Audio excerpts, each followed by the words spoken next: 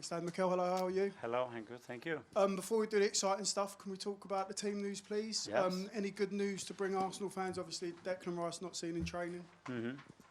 Yeah, we have to wait till tomorrow morning to see how a few of the boys are, and I make the right decision with them. Okay, and what's Declan's issue, if you can disclose? I don't want to do that. We have to wait and see how he is tomorrow, but obviously he wasn't available to train. Okay, and any chance of Saka or Timber being back potentially tomorrow? Maybe one of them, let's see. Okay, and I just wondered sort of, how do you reflect now on Saturday and the weekend's results? What have you said to the players and how have they responded in training? Well, obviously it was a big disappointment and a hard one to take, especially losing at home when we have the opportunity to make that gap bigger and bring more certainty and get into this week in the best possible manner. But yeah, what we are trying to achieve is difficult, is challenging, is bumpy at times, and it's supposed to be like this. So you have to confront it, and difficulty of that, and what you guys are doing. It's the first time that we are 3 years in a row in the quarterfinals of the Champions League. The first time in our history. For other clubs, that's the daily meal. For us, no. So we value a lot where we are.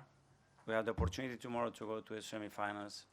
We are competing to win the Premier League, and we're in a really strong position after 22 years without doing it. So we know the difficulty of that, but the beauty of it is that it's difficult, that it's challenging, and that's why we are so willing to do it. You talk about back-to-back semi-finals in the Champions League and the Premier League. There is so much at stake.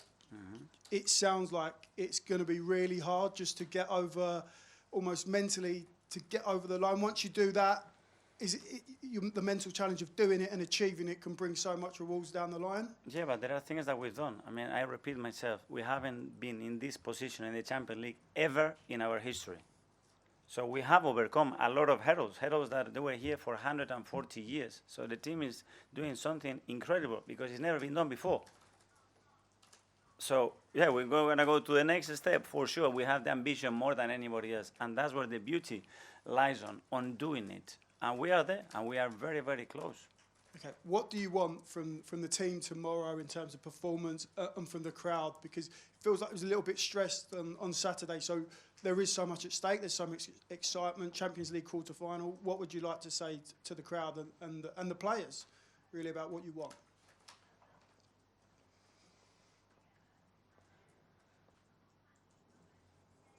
No fear, pure fire. That's it. Me, the first one. Pure fire. That's what I want to see on the players, on the people, on myself. That's it. Go for it because the opportunity is unbelievable. We are in April. We have an incredible opportunity ahead of us. Let's confront it. Let's go for it by really putting absolutely everything into it. Thank you. Good afternoon, Mikel. Can you give us an idea of your overriding emotions just now? Is there any worry, anxiety, or is it more... Fire. I'm on fire. That's it, nothing else. I'm dreaming so much. I've done so much, to be in this position because I know how this club it was. I've done so much against anything that this is beauty. I just see beauty, opportunity, and yeah, I want to get it done for all these people that they've been in this journey with us. And because they deserve it, because it's been unbelievable. That's what is driving me every single day. I have zero fear. Fear I had when, if we don't get this done, this club, I don't know where it's going. That was fear. Now, there's no fear. It's just purpose, fire, direction, and conviction that we're going to do it. Are you seeing this fire in your players? Yes. Yes, big time. You often use innovative methods to motivate your players. Whether you watch it or not, there's a lot of noise. There's pundits, there's ex-players, there's even like a City fan, I don't know whether you've seen it, at Stamford Bridge drinking out of an Arsenal bottle. One fan, you mean? Yeah. Yeah, so we have to get one fan that says something else. Over 60,000 that are incredible every time I'm at the Emirates. I don't get moved by that. But do you maybe show your players this and say... No, I show them all the players and people that love this player for what they are doing that is unprecedented in this club. That's what I put them. Just finally, Mikel, it's 6.5 years nearly you've been here at the club. Is this the biggest, maybe the most challenging week? The biggest opportunity of 6.5 years, yeah. Good luck. Thank you so much. Back at left wing, we'll go to... Hi, Mikel. I know you mentioned fire there, but last week you mentioned composure. And I was just wondering, when you spoke about that, was it more in terms of on-the-pitch stuff or just in general around the club, everybody, not just the players? No, it was a comment made in certain context talking about certain topics, but not something that I have to demand to anybody. And you've also spoken about, I guess, the players needing to deal with shifts in momentum in matches a little bit better. Is that something you think is linked to composure in any way? No, sometimes it's to an action. I mean, we have, I don't know how many actions the other week where we break the opposition press. But a lot of situations, we have the next advantage to go with so much space to run, and we give the ball away, and it turns out to be a counter-attack. These are the moments that shifts momentum and shifts the emotional state of the game as well for both teams, and that's what we have to do better as well. And just on Declan, I know you didn't want to get into specifics, but it seemed like in the second half he had an awkward landing. Was that part of his issue? Well, and he's played a lot of games, and that's part of the issue. But he's going to try to do everything that he possibly can to be with us tomorrow, that's for sure. Okay, we'll go to James from CBS on this side. Hi, Mikel. I think everyone in this room knows why you don't want to give too much away on the team news front, and obviously that generally is how you like to answer those questions. But the sense I get from supporters is there's a bit of frustration that they're going to the ground, they don't know what the lineup's going to be, that maybe they're disappointed not to see a player they thought could really help. Could you explain to supporters why you are so closed off when it comes to team news? I don't see that on the supporters at all, and I know a lot of them, so I don't have that feeling. I mean, certainly we can agree to disagree, but I think there are supporters that feel that way. Well, yeah, because from 60,000, but the majority of that, they are so happy to see the team regardless who plays, because no manager, I think, if you give me a press conference when they give the lineup, then we talk about different things, but I don't think it's the case. Okay. Okay, we'll go to Matt from Evening Standard. Hi, Mikel. Bukayo's issue, is that one he picked up in the Carabao Cup final, or was he carrying it before that? No, it was something that he was carrying for a while, yeah. What is the injury? Sorry? What is his injury? It was an Achilles issue. Yeah. And I think you said last week you hoped he'd be back for Bournemouth. Who? Bukayo, I think you said in this. Has there been any setback with that, or? No, there is progression, but hopefully it's going to be a matter of days and not weeks, but he has to see when he's loading more how he responds to that kind of progression. And are we at the stage of the season where you need players to sort of make themselves available and play through the pain, even if that means taking risks now? But they are trying to do that, and we know how important availability is in this crucial period of the season. Obviously, we've been missing 4 or 5 starters now for weeks, which has an impact. So that's why we need them back. That's for sure. We'll try to get round to everyone. There's obviously a lot of people here today, so we'll go to Harry from... Hi, Mikel. Hi. You mentioned there the opportunities that you had to play through Bournemouth's press, and then how the sort of ball was given away and the moves would break down. Now you've had some time to look back at that game, and obviously you want to see a response going forward.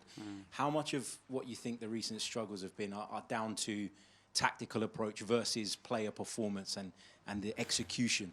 I'm not going to get into that. I understand the question, and it's good, but there is always a balance between the two, and there is no plan without execution. At the end, it's about the decision that is made on the moment and how good that execution is in relation to the decision. Otherwise, especially when you are attacking, there is very little end product.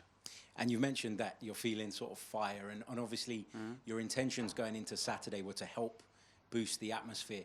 In hindsight, is there a chance that by sort of making every game into a kind of cup final that it adds to the tension? No, I never mentioned a cup final, but I think obviously the importance of every game, we know what it is. We've done the same in September, in October, in November, in the Champions League last year. I think the outcome of what you are trying to achieve at the end, or the success or failure, or your intention, is based on a result. And you have to accept that because this is football. Tom, Football London? Hi, Mikel. When a team loses, there's a temptation to kind of look at what went wrong, look at the mistakes, how can we improve those things.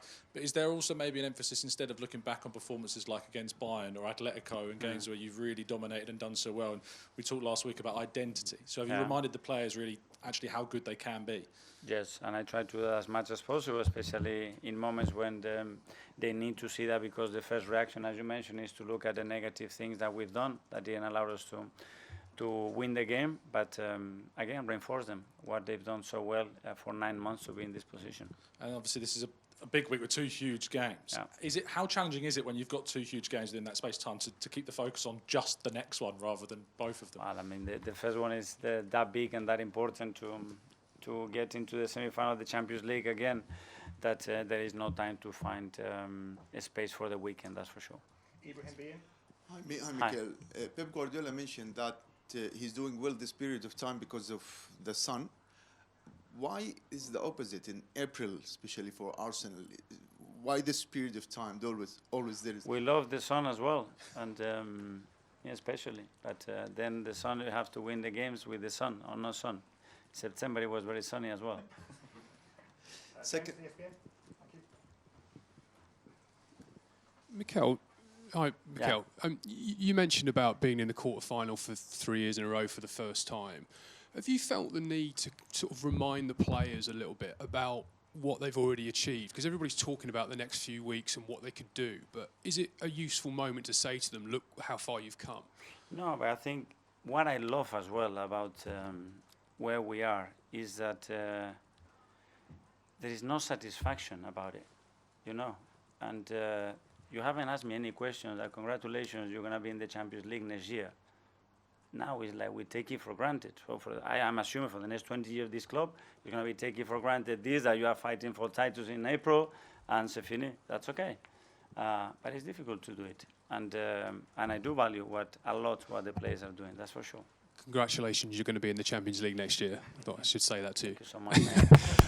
Can I just ask you one about Victor Gyökeres? He after the game on Saturday, he mentioned that he felt the pitch was a bit dry. And I wondered if you felt that was an issue, and obviously that's something you can rectify at home. After losing a match, I learned some lessons. And after losing a match, don't talk about anything else than this, because he's coming back. Thank you. It's a great question, though. Okay. We'll go to Phil from PA, and then we've got a couple from Portuguese media. So Phil from PA at the back. Thanks. Hi, Mikel. Just sort of going back to what you've been speaking about how Arsenal are making history effectively with all these quarter-finals and top of the league. Do you think that the pile-on since Sunday has just been unfair and unwarranted given where you are at the moment? I love the dissatisfaction of that we want much more, that this is why we are here. But as well, we need certain perspective, especially the players need the perspective that where they are in the Champions League and in the Premier League 14th of April. And that's a reality. And we need to embrace that, and it's supposed to be like this, because the higher you are, obviously, the bumpier it gets, and more demanding, and the line is thinner between being the best and being the worst is really, really thin, and you have to cope with that. And also, presumably, I suppose there's an energy or a motivation to sort of prove those doubters wrong, the people that are, saying that Arsenal might not do it again. The motivation is to give to the people that they deserve, they are with us, what they are looking for. Not for the rest. The energy is on these people. 100%. That's the one that they deserve it. So a couple of questions from Portuguese media. Firstly, CNN Portugal in the corner here. SIC. Oh, sorry, SIC. Sorry, SIC. Hello, Arteta, Bárbara Simões Nunes, SIC Portugal. I want to ask you about Sporting. What surprised you the most at the first match at Alvalade? No surprises. It's obviously the understanding of the quality that they have, and the different ways that they have to hurt you. And they are a really, really good side. We knew that. They proved that in the first leg, and that's why we know that tomorrow is going to be a really tough match. May I? Okay, yeah, of course. Miguel, Carlos Albuquerque from RTP Portugal Television. I'd like to ask you what kind of Sporting do you expect tomorrow, because they are 1-0 down. What kind of Sporting do you expect? And Ullman will be on the team. Do you expect more difficulties with Morten Ullman on the 11 of Sporting? Thank you. Yeah, the approach that they would have, I think they are always trying to be a team that is very, very dominant through their press, through the ball, and the longer the game goes in relation to the context on the game, they can approach and alter that like they done in the league. So regarding to the results, they will modify that. We are ready for that as well, and we will apply what is necessary to win the game. Okay, guys, that finishes the live section. We'll now go to 10:30 tonight. We'll kick off with Charlie from the side. Hi, Mikel. With Bukayo, I mean, how much of a concern is it in terms of, and are you confident he's going to be able to get back to his best when he does return? Because it's obviously such a sort of big end of the season for him, and he's got a World Cup as well.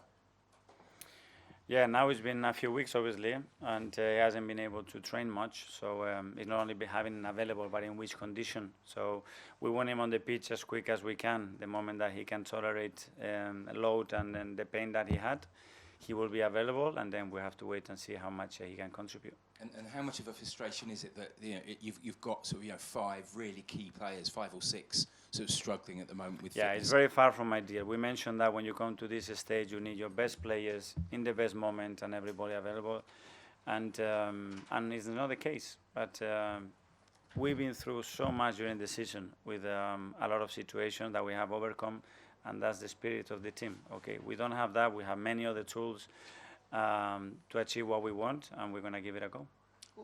Hello, Mikel. What's Bukayo like as an individual? Because if you trace the number of games that he's played in those 3 years, that shows his passion and determination to get on the pitch, if you like. Is he incredibly frustrated at the moment? Is he, is he desperate to get back? What's he like? He's a person that gets frustrated, but he does everything that he can to change that. So he doesn't lie there waiting for things. So he constantly looking for solutions, for ways, for treatments, for things that he can do to give himself the best chance to be available as quick as possible.